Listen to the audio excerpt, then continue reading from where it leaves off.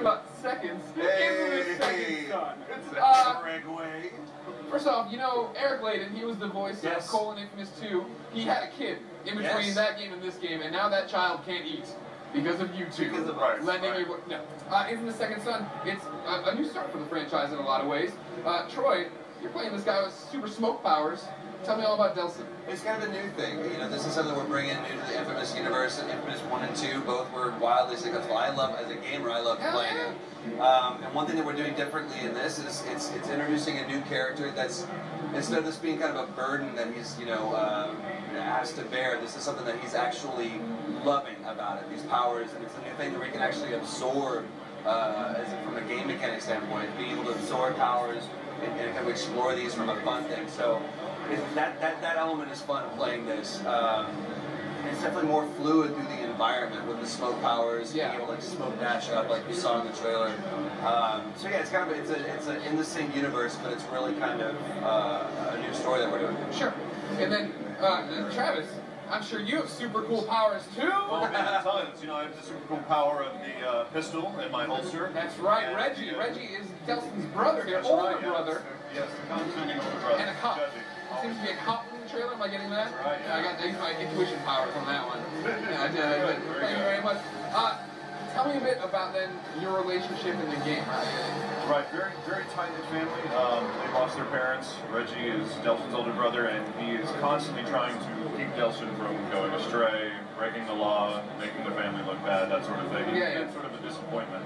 And so it's kind of been Reggie's job to be the moral compass for Delson. And with this new development, it kind of makes their brotherhood go to a new level, you know? Because all of a sudden now one is not in charge of the other, one is shooting smoke out of his hand. And hilarity ensues. Now, I'm out on the town last night, painting it red.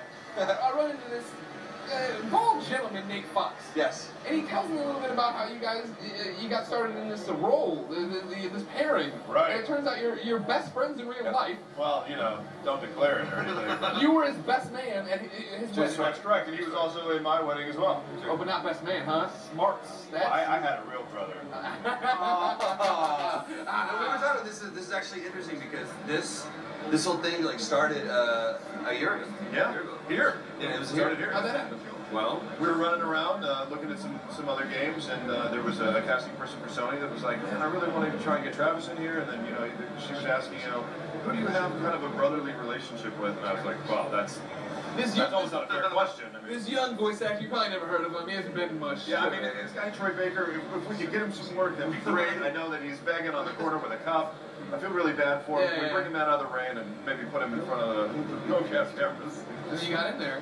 It was great. I mean, the auditioning process is always just this terrible thing. But the two of us actually getting in there, it became evident to us, especially to them, that it was like, we want to sell this brotherly relationship. It's to have that organically walking in, because the relationship is huge in this game. Yeah. Well, what's interesting about watching the trailer, me and Colin Moriarty, this other Infamous fan you might know, we had a Rewind Theater on it right before I came over here, and we were both talking about how great the facial animations look, and how you can already see Sucker Punch growing up in a lot of ways and telling a story visually, cinematically. And like, can you talk? I know they built a mocap studio before, right before this game to get going.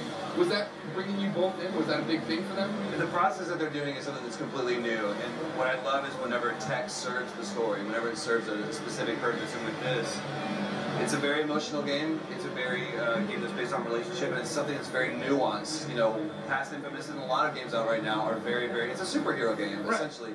So they're wanting to kind of keep it a little bit more grounded and a little bit more attainable and something that's more relatable.